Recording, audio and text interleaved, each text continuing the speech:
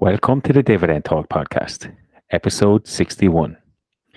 Why athletes make such bad financial decisions.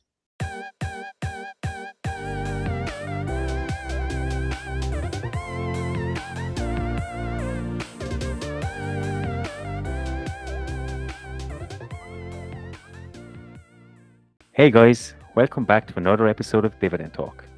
European DJ and I are joined today with a special guest, Henrik from Dividend Athlete. Today we will be discussing why athletes make such bad financial decisions. And stay tuned for our stock pick of the week. If you are new to this podcast, don't forget to like us on your favorite podcast player. That is how you'll never miss a show. See you on the inside.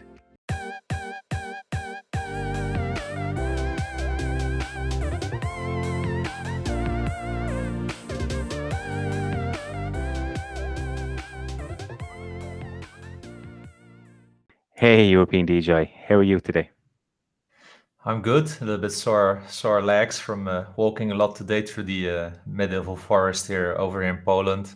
But I'm glad that I made it back on time, let's say, for the podcast today. How about yourself? Oh, I'm good. I got the vaccine during the week. You might remember we had a call on Wednesday, and I was sick for 2 days after it. So I'm back to full health, thankfully, and I can now eat and drink indoors in Ireland. So I'm happy as can be. But hey, we're joined today with Henrik from Dividend Athlete. How are you? Hi guys, thanks for having me on the show. I'm very well, thanks. Just having a weekend off for a change, so it's good to kick it off with a chat with you guys. Nice. I know we follow you quite a bit, but just some of our listeners who might not know who you are, we just give a brief introduction of who you are, and we'll get on to the main topic then later on. Sure. So my name is Henrik. I'm a professional footballer by day, and then I'm a dividend investor and a financial blogger by night. So I run the Dividend Athlete website as well as the Twitter and Instagram social media there, where I sort of talk about my journey and my investing journey and how I'm trying to get closer to my financial goals, and sort of that takes up my evenings, and like I said, my day work for the last 13 or 14 years has been playing football professionally. Awesome. I think it's always been my dream to play professional football. I was never at that level, so I'm really looking forward to our discussion later, and particularly with professional athletes and how they manage finances. It seems, I don't know. To me, I think of a professional footballer, you must be living in a mansion. But we'll get down to those nitty gritty details in a little bit. But usually at this point, what we'll do is we'll talk a little bit about the news. And I think it's fitting this week that we have a professional football player on. We have to discuss Messi signing for PSG. What are your thoughts on that? Yeah, I think for every football fan, it's a little bit sad because with Messi, it was one of the few stories you don't see sort of one player staying at one club for the whole career. So it was pretty special to see how long he was at Barcelona. And unfortunately, uh, it's this we talk about investing and finance here as well, but yeah, I think it was due to some regulations changing in Spain with the salary cap and some financial rules coming into play, that even though he was willing to take a huge pay cut, the club Barcelona obviously still couldn't afford to pay him. So it was a little bit sad to see him leave, but now I think it will be interesting to see how he copes in another environment. I think he will do very well, but a part of me is really sad to see him leave the club where he was for his whole youth career and his professional career as well. Yeah, what I find really interesting, actually, I looked up a little bit the deal about this as well, because it's of course not only interesting from football point of view, but also from a financial point of view. So Messi just got, by just putting his signature, $30 million. I just calculated a little bit, assuming the Spanish tax rate, because I think he still lived the most time in Spain this year. So there I assume it's income tax, but maybe you can clarify this later a little bit. But in this case, he would need to pay 47% income tax on it because he's in high bracket. And then if he would invest this all in dividend-paying stocks, an average yield of 3.25%, which is my personal goal, he would need to pay 19% dividends on that, of course, but that would equate to a 35,000 approximately monthly income in dividends. I mean, he's financially free just by signing this one. And if you would do this, that if you would move to France and then get a $41 million salary, it would equate with a bit of different tax rates. The dividend tax is higher there. So if he really wants to be a dividend investor, he should go back to Spain. But there would be 42,750 US dollars per month. I mean, look at it. And he has a contract for 3 years. So he should put everything in dividend stocks, I think. But maybe that's my personal bias here. That's an Well, interesting. if his financial advisor doesn't recommend it, he should just fire him. Fire. Move on. Yes, probably. I was actually thinking about today. I watched a video on YouTube from Paris Saint-Germain and how he was going through the medical test, and I thought like, oh, Messi, don't make this mistake now to think that you're there for 2-3 years and you buy a house and then fly back to Spain and live further there, and then you need to all the time go to Paris back to check up your house and deal with the renties there. But yeah, he could better buy some real estate investment trusts, I think, if he wants to earn from that. It's a lot of money, no matter what way you look at it. It's a lot of money, and looking at him with Barcelona, I'm like you, Henrik. I'm a little bit sad that he's left. I would have liked him to see him, but would he not play for free? He has enough money. He doesn't need any more money, does he? Yeah, it's actually a good point. That he's probably made. His contract in the last years was incredible, even by footballing standards. It was so far above anybody else. So I was just thinking, if you're just looking at 2 more years, could he not have played for free? Or maybe you could always maybe structure it in a way that, I don't know, he just doesn't get paid anything, but then he has, I don't know, a 10-year deal as a advisor or in some other capacity later on, to bring him some funds later on to make up for it. So I was especially looking at him in the press conference. I saw the clips of that. He looked really upset that he couldn't continue. So I was a little bit surprised actually that they couldn't work out the deal like that. Yeah, I think they've mentioned some Spanish employment law where you can't legally reduce somebody's wages more than 50%, and that's the rule that they went by. But I mean, he could have offered to play for free. Sponsorships would have more than covered any wage that he would. There was definitely ways around it. There's obviously more to it than what we see, but I mean, Paris Saint-Germain are going to be a serious outfit this year. If they don't win the Champions League this year, they will never win it. This is their year. This is like the NBA dream team, that went to the Olympics in the 90s. That's how it looks like for me. Like where you have Michael Jordan, Scottie Pippen, and all these stars together. That's for me Paris Saint-Germain this year. Yeah. Just hope Liverpool stay away from them until the final. You mentioned the FIFA earlier. Just everybody's going to be playing FIFA with PSG this year. It's just it's going to be the only team that's going to be competitive if you're playing against somebody and you really want to win. Yes. Esports will not be fun. I'm going to stick with Liverpool. I don't care. I'm sticking with Liverpool. Okay, so this section, Henrik, we're going to ask you some rapid fire questions. So we have 5 questions. There's 2 choices, and you just answer the first one off the top of your head. Okay, don't be scared. They're not too difficult. So question number 1: Motherwell or Derby? Oh, tough, but I'm gonna have to go with Motherwell. We had some really great memories there. Derby did give me first chance in professional football, but I'm gonna have to go with Motherwell. Good.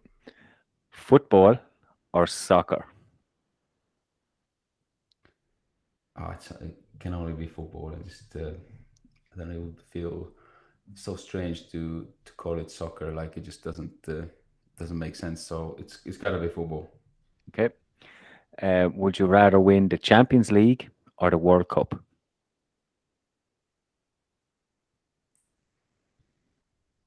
Champions League. I don't know. For some reason, it's just. I think it's the ultimate competition for some reason. I know the World Cups with the national teams and so on, but I'm gonna go with Champions League. Okay. Real estate investment trusts or consumer staples? I'm gonna go with real estate investment trusts.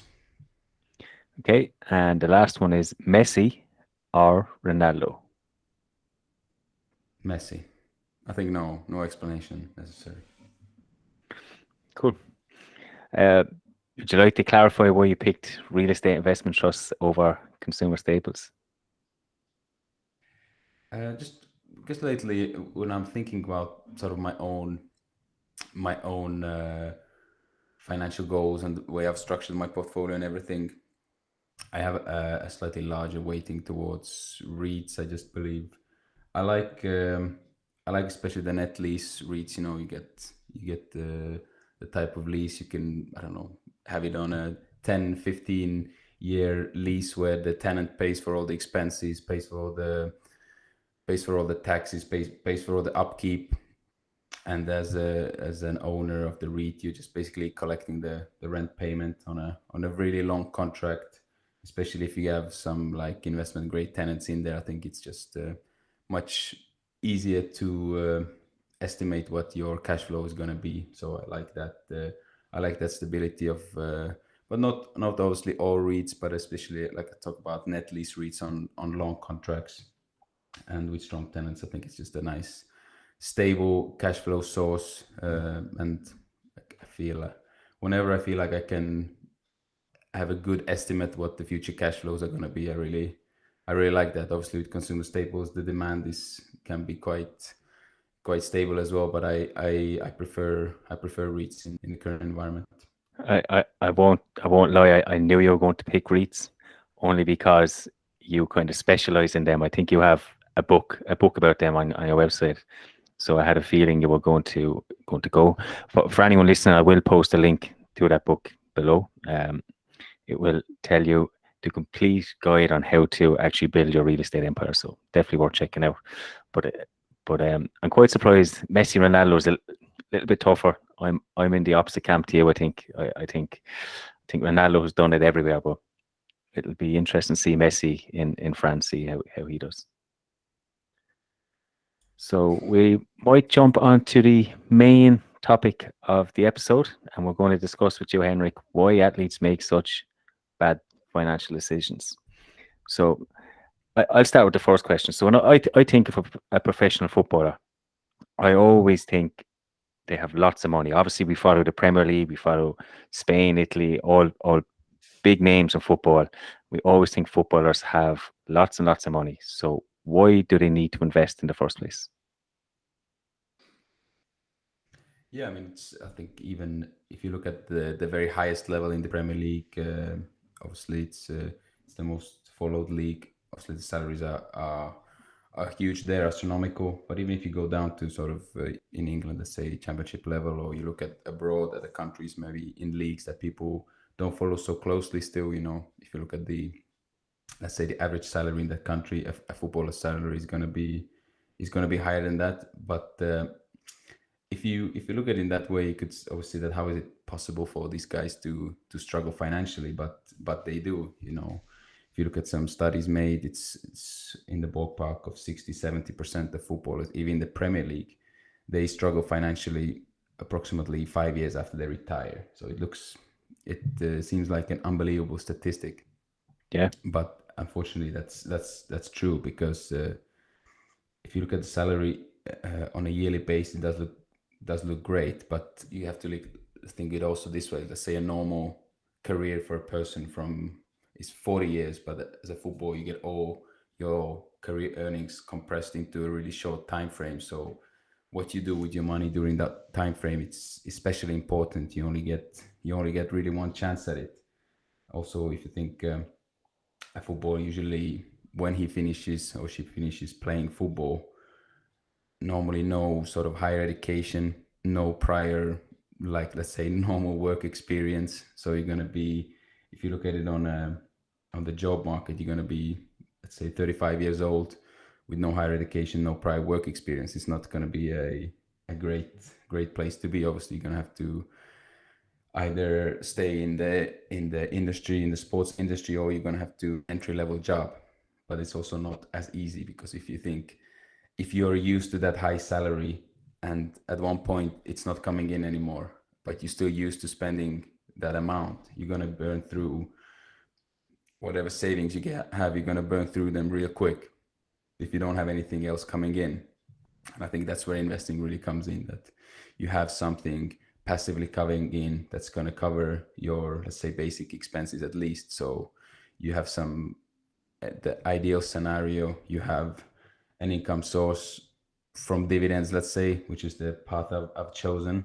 You're going to have that income source from dividend that's going to cover all your expenses and then some. But at least that you have some sort of security, that you have, you can buy your necessities that you need for life, and then you can figure out what you want to do after. Because if you're only living from your savings, that's not gonna last long. And is it something that clubs are starting to realize and starting to help educate athletes that there is, you have to prepare yourself for the future? Or once you're in there, is it all just all about the moment? Yeah, so because obviously came through an academy in England at Derby County. I signed as a scholar there, so you cannot sign professionally yet when you're 16. When I went there, so I was on a scholar contract, and then I turned professional when I turned 18. And you also go to college there as a part of the program from 16 to 18. You go to college. It's one full day a week and one half day. And there's also all sorts of stuff there. You have your nutrition, you have how to speak with the media, things like this. But with finances, it wasn't really, there's not really, at the time, it was, of course, it was longer time ago, let's say 14, 15 years ago, there wasn't really a course on how to handle your finances. But I've spoken to a few players recently, and they said, it's something that's being covered more, which is great to see. Good. As well as with sort of, let's say, pension schemes and stuff like that. It's only really in Holland, where I played in the Eredivisie, where they have sort of a program where automatically a percentage of your salary goes into their investment fund. It's very conservatively invested fund. They're mostly in bonds and stuff like that. So I think their goal is to just get you a few percentages a year, so the return is not really like something that they're pushing for. They just want to make sure that part of your salary is put away there when it's slightly compounding. But the main thing is that they're like holding on to a part of your salary, and you get that not when you retire completely, at 60, 65 years old, but they give you as soon as you retire from football. So if you retire professionally, you send them a letter, listen, I've retired now, and they start paying you your pension, depending obviously on how much you have in there. Oh. So then what led you to dividend growth investing? How did you come across that? Yeah, so good question. I wasn't really at first, I always had this little bit of, you could say, anxiety about what I'm going to do after I finish playing football. So I've started, I think, to think about it at quite an early age. But I was more coming to it from another angle. I was thinking about what kind of job can I do after I finish football. But I was just looking at different things, and I finally also came across investing in the first place. And then just to think, well, I don't really know what's the career that I would like to have after I finish playing football. So I started to look at it from another angle, from an investor's angle. What can I do with my finances to have that part covered, so I can figure out what I want to do, what interests me later on, not to have that pressure to do something straight away. So that's how I came across investing. I started to educate myself on all different strategies, types of investing, and so on. And for me, dividend investing really made sense because it's the income aspect. I think that it's most crucial for athletes. You want to have something coming in regularly that's going to help you cover those expenses, and also from from let's say a psychological point of view, I know that it's much easier for me to stick with my strategy if it doesn't rely on stock price going up and me selling my portfolio to bits, instead just having that recurring income coming in and just giving me that really that peace of mind to know that I'm gonna have the expenses covered, and also to know that I don't need to look at the stock prices every day. So Henrik, and how does that then look from a dressing room perspective? I mean, we played both amateur, EMF and I, so I know that in the dressing room it's not a lot about finance, unless it's about cars or something like that. Do athletes talk with each other about investing in a serious manner, and do they share things about how to deploy the cash that they are getting from their contracts? I would say in the last few years it's more and more, but it's not still something that's being as widely talked about. I think the change room in general, it's kind of that's maybe the downside for team sport athletes and their finances, because the dressing room is kind of, to say, it's like a weird place. Let's say a young player comes into the change room, they want to sort of belong in that group straight away, so they want to look a similar way to the older pros as well. That's where you see the young guys, they start to already spend like their seasoned professionals, but maybe they're not making so much yet, but they also want to kind of look that way already. So I think that's where the change room can kind of be a bad influence in a way. But in general, I think people are waking up a little bit more to investing in the dressing room, but it's still kind of not as widely talked about as it should be, really. Do your teammates know what you do, and do they ask you any questions about it? Yeah, actually, obviously, since in the start of this year, I started to write my website, and the accounts I have on social media, they're under my real name. So on Instagram, it's probably where I do the most posting, and where I have the biggest following. So people have been, some teammates have started to follow me on there, and they know what I do. But it's in a weird way. It's when people ask me about investing, it's in a way that I can't really give them an a good answer, I believe, because obviously when they ask me, well, Henrik, you do investing, let's say, where should I put this amount of money? And then Yeah. I'm not going to be able to say where you should put it in A, B, or C. It's more of a sort of, well, it really depends on your personal goals and your risk tolerance, your time horizons, or things like this, and you need to figure out what makes sense for you in that way. And then kind of I can see the eyes sort of glazing over. They're like, okay, don't tell me then if you don't want to. So it's mostly it goes something like that. It's really interesting that you say it, because I think we both get this question also a lot, but it's really not that we don't want to answer. Actually, I feel like I want to help the people, really, and that they get started, right, and that they start looking after themselves from an investing point of view. But it's just like that the questions turn people off already. But we're asking questions to do well for them, right, and to let them think about it.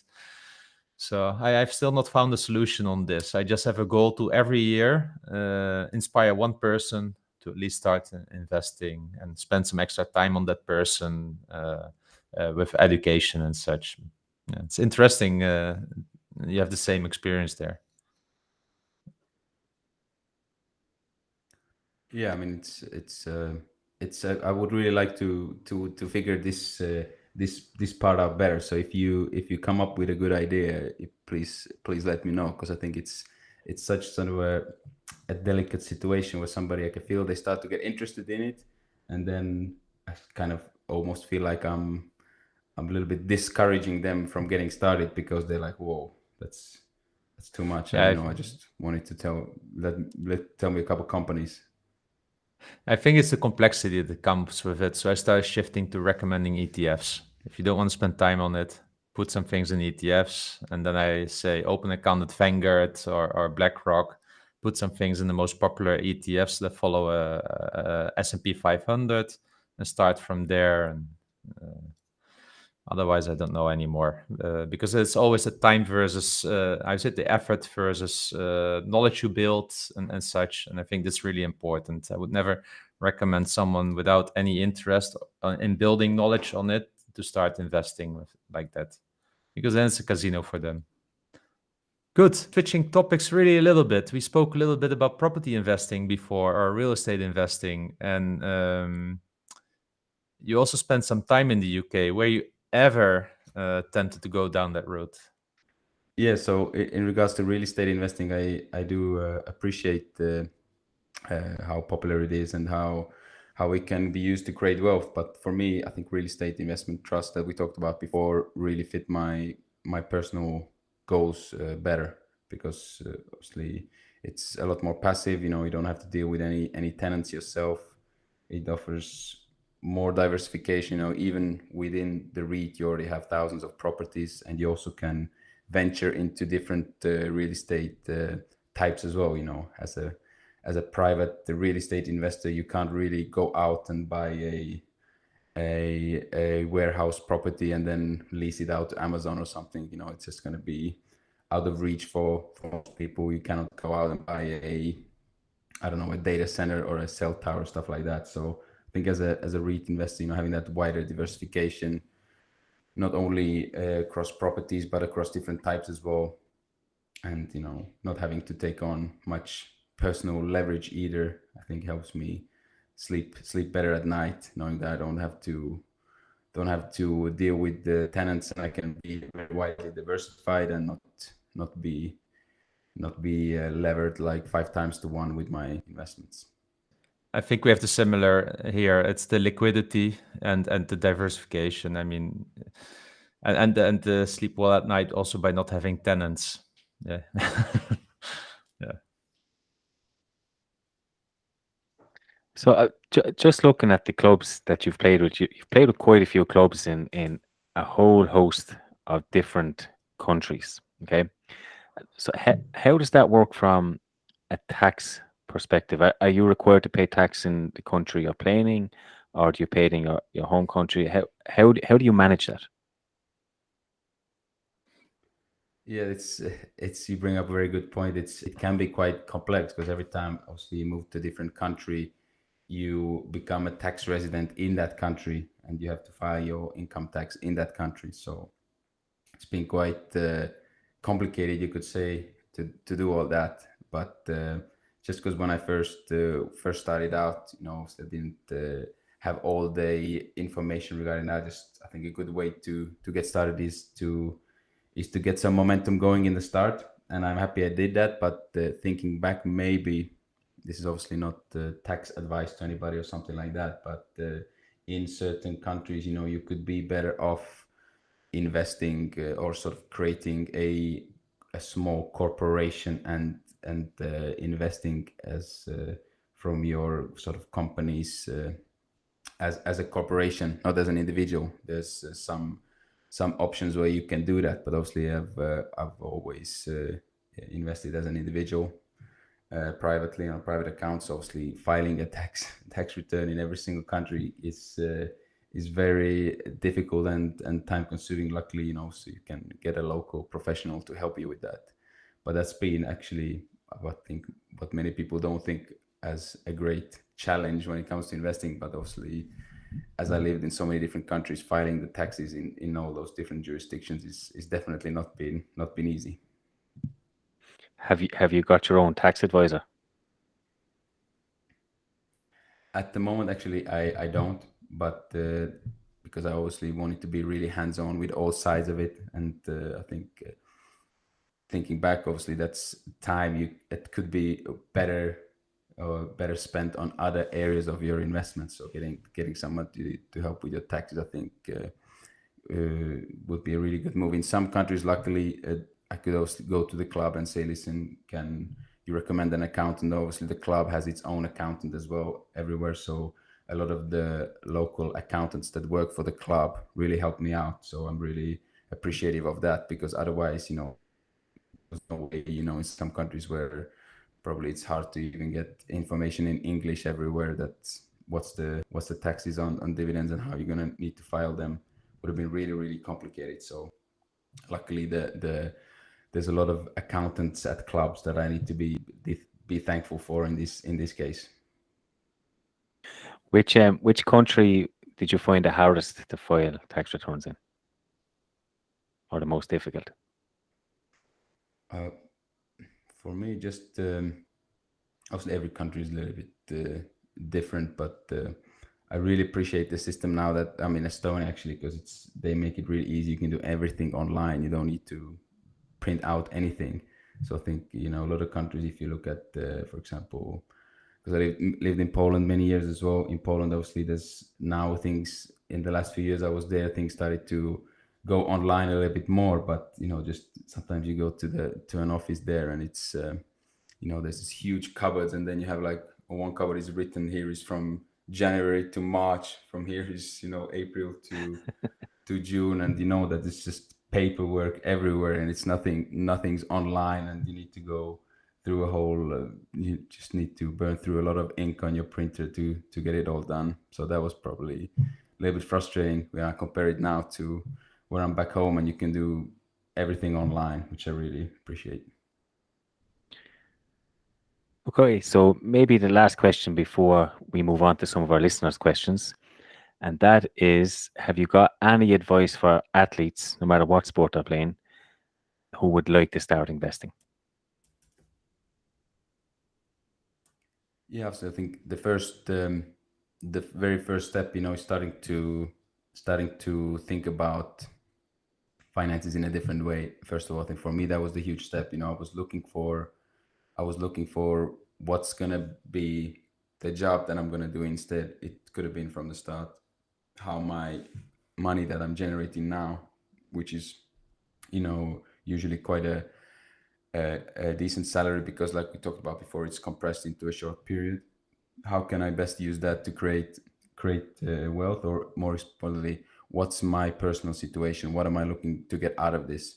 So for me, it was income. I want to have that immediate income when I finish playing football. I think just really setting your personal goal and the time frame where you want to achieve it is the very first step, because then you can think of all the different ways how you're going to get there. But unless you really have that map of where you want to go, no road is really going to take you there unless you know where you want to go.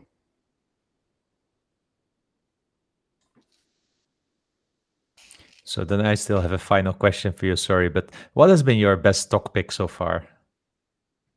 Good question. I think if you look at it from not a dividend standpoint, but from a total return standpoint, probably Starbucks has been my best. Starbucks and Texas Instruments have been two of my best picks if you look at the total returns. And with Texas Instrument, actually, it's quite interesting because actually one of my very first investments. So I would say I wasn't at that level of understanding as an investor or experience as I am now. But for some reason, that one really worked out. And Starbucks was another one that's performed the best. And both obviously are really good dividend growers as well.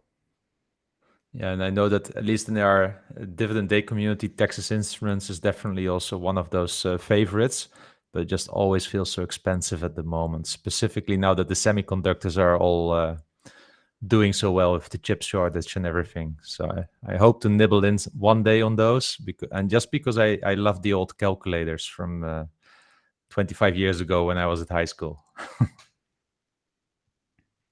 Cool. So thank you. This was really cool and really really interesting also for us to learn a little bit like how this is for an athlete, right? To and specifically like if you know that you have only like a 10-15 year window to earn your income and to look after yourself after that. Yeah, really interesting.